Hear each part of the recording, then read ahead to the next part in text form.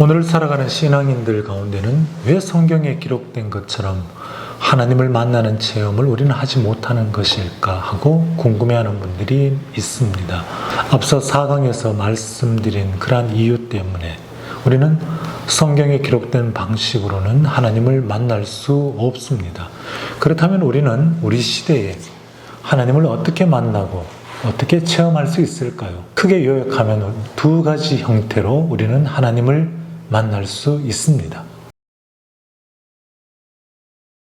신앙인들 가운데는 하나님을 합리적으로, 이성적으로 접근해서 만나려고 하는, 시도하는 부류가 있는가 하면 신비주의적인 접근을 통해 만나려고 하는 부류가 있습니다. 이성적으로 접근하는 부류의 신앙인들은 성경의 말씀과 교회에서 선포되는 설교를 이성적으로 분석해서 판단하려는 경향이 매우 강합니다. 반면 신비주의적으로 하나님을 만나기 위해서 접근하는 부류의 신앙인들은 이성적인 접근을 강하게 반대하면서 하나님을 만나는 체험을 강조하는 경향이 매우 강합니다. 가령 기도를 강조하면서 하나님을 만나는 체험을 강조하거나 혹은 방언이나 혹은 특별한 체험을 통해서 하나님을 만날 수 있다고 강조합니다. 이렇게 하나님을 만나는 이성적인 접근과 신비적인 접근이라는 두 부류는 외면적으로는 다른 것 같지만 구조적으로는 동일합니다. 두 스타일 모두 인간의 체험이 주체이고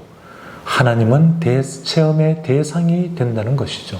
둘 다 인간이 하나님을 만나는 주체가 되고 하나님은 인간의 이성적인 연구와 인식의 대상이 되거나 혹은 인간의 노력에 의해 체험되는 한낱 대상에 불과하게 된다는 것입니다. 내가 말씀을 분석하고 내가 판단해서 만나는 하나님, 내가 기도하고 내가 방언을 하고 내가 특별한 체험을 위해 노력해서 만나는 하나님은 자칫 왜곡된 하나님이 될 가능성이 매우 높습니다.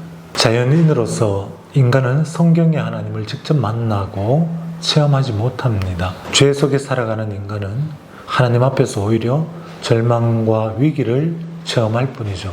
인간은 자신이 노력해서 하나님을 만날 수 있는 것이 결코 아닙니다. 성경은 인간이 노력해서 하나님을 만날 수 있는 그러한 능력은 전적으로 무능하다고 말합니다. 오직 하나님의 은혜에 의해서만, 오직 하나님의 은혜로서만 인간은 하나님을 만날 수 있다고 말합니다. 그러므로 성경을 읽을 때 혹은 설교를 들을 때 내가 성경을 이해하고 내가 설교를 분석하고 판단하는 주체라고 생각하지 말아야 합니다. 오히려 하나님이 성경을 통해 설교를 통해 나에게 무엇을 말씀하시는지 어떻게 나에게 다가오시는지에 대해 귀를 기울여야 합니다. 물론 처음에는 내가 성경을 읽고 내가 설교를 듣게 될 것입니다.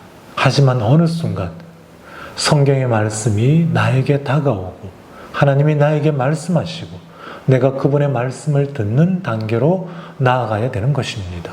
이런 훈련을 통해서, 이런 훈련을 거치면서 우리는 나의 삶 속에서 말씀하시는 하나님을 만나게 되고 그분의 음성을 들을 수 있게 되는 것입니다.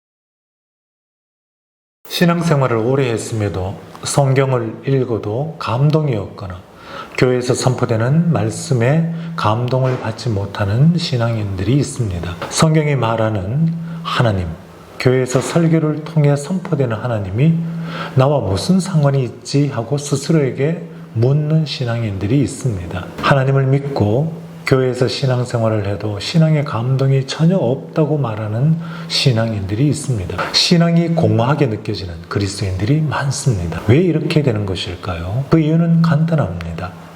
신앙의 말씀을 자신이 살아가는 삶 속에서 구체적으로 적용하며 살아가지 않고 있기 때문입니다. 성경을 읽고 공부하고 설교를 듣지만 자신이 살아가는 가정과 삶 속에서 구체적인 삶의 자리에서 어떻게 결정하는 것이 하나님의 말씀을 따르는 것일까를 기준으로 두는 것보다 어떻게 결정하는 것이 더 나에게 이익이 될까 하는 것을 먼저 앞에 두고 판단하고 실행하는 것이 우리의 일반적인 삶이었기 때문입니다.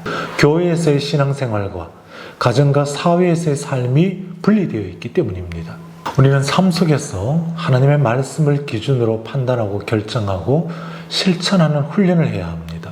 매우 작은 일에서부터 성경의 정신과 하나님의 뜻을 앞에 두고 판단하고 실천하는 훈련을 통해서 자신의 삶 속에서 하나님의 은혜를 경험하고 하나님을 만나는 놀라운 체험을 할 수 있게 되는 것입니다. 우리가 삶 속에서 무엇인가를 판단하고 결정해야 할 때 어떻게 하는 것이 나에게, 가정에, 자녀에게 이익이 될 것인가를 먼저 생각하기보다 어떻게 하는 것이 성경의 정신과 하나님의 뜻에 부합하는지를 먼저 생각하고 하나님 앞에 엎드리는 자세가 있어야 합니다.